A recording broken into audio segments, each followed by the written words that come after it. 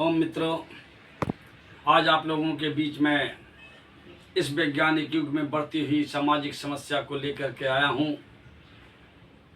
California university के सबसे प्रसिद्ध मनोवैज्ञानिक प्रोफेसर डॉक्टर सी कॉलमैन ने एक बार कहा था कि 17वीं शताब्दी पुनर्जागरण का काल होगा, 18वीं शताब्दी जो है बौद्धिक काल होगा, 19वीं शताब्दी जो है प्रगति का काल होगा, लेकिन 20वीं शताब्दी चिंताओं का काल होगा। और आज के दिन में इस युग में चिंता विश्वव्यापी एक समस्या बन गई और चिंता सारी रोगों की समस्या बन गई। आप चिंता के कारण अवसाद हो रहा है, डिप्रेशन में जा रहे हैं, हार्ट डिजीज हो रहा है, गर्भपात हो रहा है, बहुत सारी अनेकों रोग फैल चुके हैं।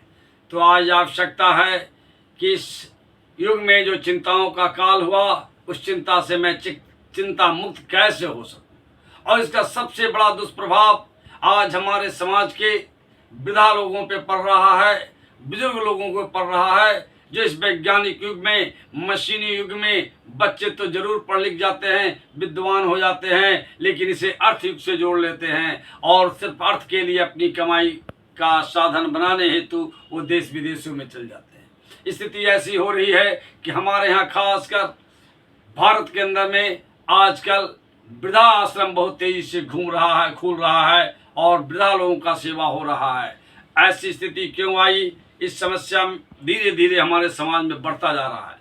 तो इस बढ़ती हुई समस्या से निदान पाने हेतु हर एक बुजुर्गों की सेवा के लिए जो लाचार हैं, बेबस हैं, असहाय हैं, बच्चे उनके पढ़े लिखे हैं, क्वालिफाइड हैं, विद्वान हैं और पैसे वाले भी हैं और उनके पास भी पैसे हैं, लेकिन फिर भी वो अपनी इस वृद्धावस्था में अपने को सही ढंग से जिंदगी जीने के लिए, सही ढंग से स्वास्थ्य चिकित्सा लेने के लिए, सही ढंग से उनका सेवा और भोजन की व्यवस्था जो है भी दिक्कत हो जा रही है।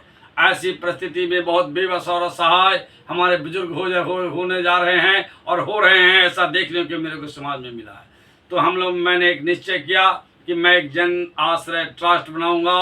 उस ट्रस्ट के माध्यम से मैं ऐसे लोगों को जिन्हें हमारी आवश्यकता की जरूरत है, जिन्हें हमारी मदद की जरूरत है, ऐसे बुजुर्ग जो घर में बैठे हैं, उन्हें पैसे भी हैं लेकिन कोई सेवादार नहीं है, तो मैं इस जन आश्रय ट्रस्ट के माध्यम से एक कॉल पे मैं उनकी सेवा दूंगा, उनकी सारी व्यवस्था करूंगा, उनकी चिकित्सा की व्यवस्था करूंगा, उनकी रहने और खाने की व्यवस्था करूंगा। जो हो सकेगा जन आश्रय की तरफ से भी मैं सहयोग करूंगा और अगर वो स्वयं सक्षम हैं तो उनके पैसे से मैं समुचित व्यवस्था करूंगा।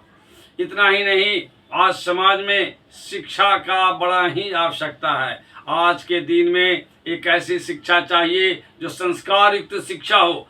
आज कैसी शिक्षा लोग समाज में दे रहे हैं, तुम खूब पढ़ो, विद्वान हो और ऐसी नौकरी करो जहाँ जो है घूस का पैसा आए, जहाँ नाजायज पैसा आए, और इसी नाजायज पैसा से आज के आने वाले दिन में हमारे बच्चों के संस्कार बिगड़ रहे हैं।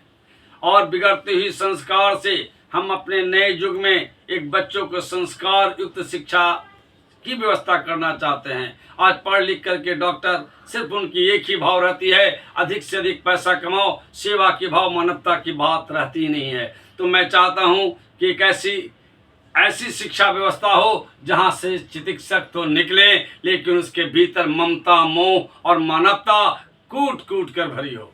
इसलिए मैं जन आश्रय ट्रस्ट की स्थापना किया हूं और आज इस संदेश के माध्यम से मैं अपने सही परिचित लोगों को, सही भाई बहनों को सूचना दे रहा हूं कि बहुत जल्द ही मैं इसका एक बैठक करके अपनी सारी जन आश्रय ट्रस्ट के जितने भी विधान हैं, संविधान हैं, जो हमारा उद्देश्य है, उसको पूरा करने के लिए मैं कमेटी बनाऊंगा और उस पर आप लोगों को सहयोग और सहमति से फिर आगे का कार्यक्रम तय करेंगे। बहुत बहुत धन्यवाद।